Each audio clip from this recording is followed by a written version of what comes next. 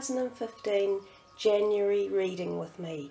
So I just want to take a moment in time to reflect on the fact that we have moved into 2015, or that we will be about to. I'm uploading this in December, and I've contemplated for quite some time on how it is I've wanted to do the readings, because I feel to myself that the way we bring in the new year is quite potently important. It's the thoughts and feelings and actions that we have around the cusp of the new year that relay back a lot to us and how our year is going to move forward.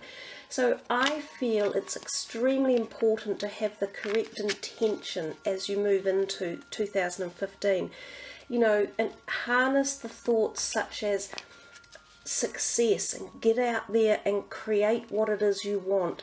Dream big, be the person that you're wanting to be. Start your journey for 2015 with some fire and enthusiasm, because your year is shaped primarily by you, your thoughts and your actions.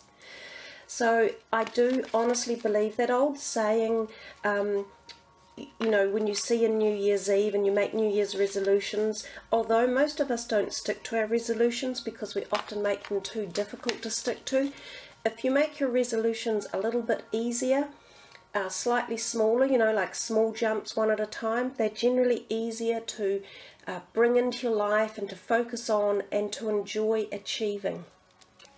So this month we're going to be doing 4 cards. The first two cards are going to represent the first half of the month, and the second 2 cards will represent the second half of the month. And then I'll do 2 little extra things at the end of the reading for you. Hey Libra, welcome to your 2015 January reading, first for 2015. Stormy old night here down under in New Zealand, in Auckland. Our summer has disappeared and it's more like we're back in winter. So lots of odd things going on. Anyhow, let's see what comes up for you. 4 cards. Okay. Oh, the Lovers, the 7 of Pentacles, the Page of Swords, and the King of Pentacles. We seem to have had a lot of court cards coming in for people's readings, and I think for January that indicates that people are going to be in your life somehow. So they're a little bit hard to give a definitive reading for, because it is more about perhaps people as opposed to situations. But we're breaking the reading into the 2 spheres. That's the top half of January, that's the bottom half. We first off start off with you with the Lovers. Well, of course, lots of people love to get the Lovers card. It imbues that whole romantic heart energy, love, you know, connection with another human being. Often affairs are related in the Lovers card. It can be about choices because 3 people can be involved. It's very passionate, so it's almost like you hit the realm of passion when the Lovers card comes out. So sometimes you can't really see the bolts for the nuts, if you get my drift. You can be so driven or attracted to someone or something that you can't necessarily always see clearly the future or what surrounds them.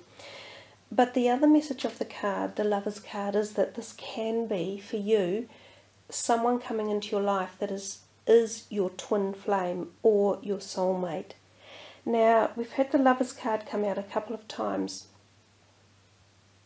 which does indicate to me that there is a feeling as we move into 2015 that perhaps more of these powerful, enigmatic relationships are going to really be established, that they are going to occur, that there's going to be this fleeting meeting of incredible passion, and you'll know it. What can I say? When you meet a person who is ignited at that really deep spiritual soul level, you don't even question it. It just is. And so if this person is the one that walks into your life, then you'll know all about it. There's no guarantees that they will stay, and there's no guarantees that they will offer you everything you dreamed they would. But in the long term of things, it doesn't matter, because your ignition, your spark, your interaction, the love, the heart, warmth, feeling, sometimes healing, it's all worth it. So that's a possibility for the beginning of January. Then we see this guy here with the Seven of Pentacles. It's the Finances card, which is a good card. He's a hard worker and he's also watching his finances. So we often see he's built them up. You can see them climbing and up in the grapevines there. It's about the person who hasn't been silly with their money. So they're watching it and they're accruing it. Now wouldn't be the time to just fritter all that away because you've spent a lot of time getting to where you are. So there's a degree of cautionary mode when this card turns up. It's about being, you know, wise with your money. Don't just go out flippantly buying everything you see, and don't hock yourself up on your Visa cards or take an overseas trip. This is about keeping your investment solid because it is growing. So the message there is just keep doing what you've been doing. And I know you'd love to go out and sort of spend and have a great time and everything else, but I think you'd regret it when you got back, because you'd be back down about here with nothing. And you go, oh damn, you know, why did I do that? You're so close to reaching a goal. If you've been saving like for a house or something big like for a car or an overseas trip, you're so close that don't just blow it all now. Because sometimes I think you're looking at that and going, oh God, let's just go. Let's just go to Vegas and blow it all or something. I don't know. But the message is to keep it and keep going, because you're so close to obtaining what it is you want. Even if it's you're saving for a business or you're paying off debt, the whole point with that one there is keep going, because your steady ethics and morals and workmanship and dedication and saving are really worth sticking to, because they're paying off for you. Down here, the Page of Swords and the King of Pentacles. So two people possibly affecting or coming into your life in January at the end. One young, one old. This guy on the left, Page of Swords, man, he's ready to tell you lots of things. Whip it up.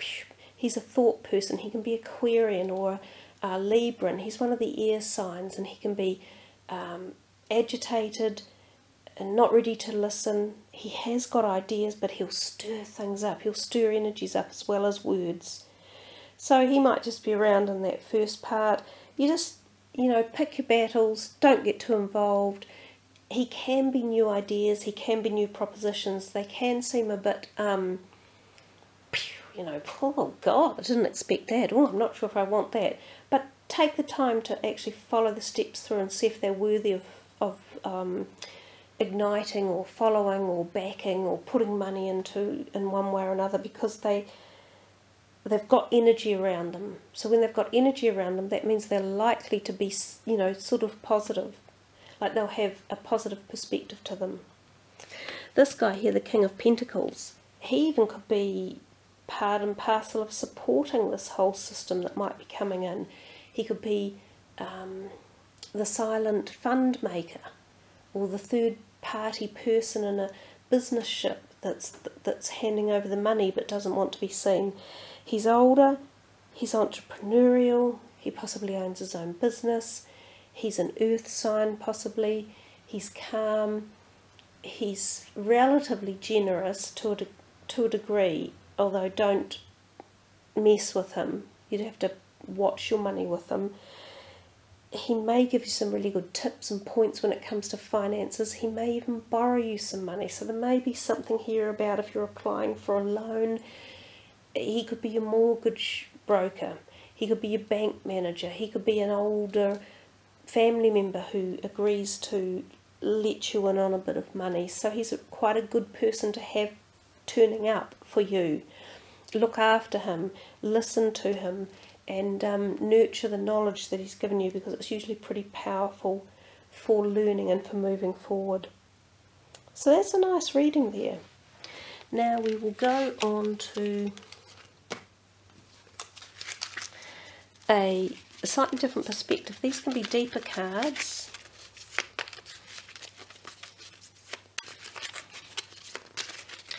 We'll see what comes out. This is Libra.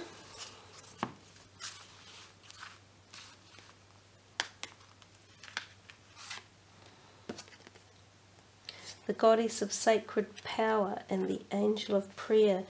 Ask the universe and the angels for help and guidance, and you are being encouraged to take a leading role in a current position. So if there's anything going on around you that isn't working perhaps to the best, that needs resolving, so resolution, whether this again is at work, within a relationship, within family or friends, they are suggesting to you to step up to the plate and actually get this ball rolling. So be the not negotiator, the mediator, so that you have a possibility to step in the middle of something to heal it from both sides and be a mediator towards balancing, because you're the sign of balance, and sometimes it's not about your own balance, sometimes you're sort of out of balance often, but you can have the ability to balance situations, and I feel very much that's what this one is about, and that they're saying they're giving you some sort of power in January to help solve this or mediate, bring it to a head, and you have at this time these powers will help work for you and bring resolution in, which brings forgiveness, which brings calm, which brings moving forward and stability and acceptance and tolerance and so on. The list just is endless. And the other one, the angel of prayer, ask the universe about the angels for help and guidance. These two match each other quite well. It's almost as if something's around you that you've been trying to resolve on your own, and you just haven't been able to do it. So something's stuck, it's in limbo, because you can't get the A and the B to connect, or there's these people or energies or some sort of problem that isn't gelling. They're saying ask for their universal support to help them to get this connectivity to happen, and then it will flow with more ease, and then this mediation status here the two of them will just connect and help move this issue along for you at a better, more positive outcome in January. So if that's a problem or a solution that you've been wanting to work on, those are some messages for you. Now we look at one last card, which is the Angels of Atlantis. Oh, when they go like that, they're just not really going in. I generally find that's a time when I don't want to shuffle anymore. I can just randomly pick.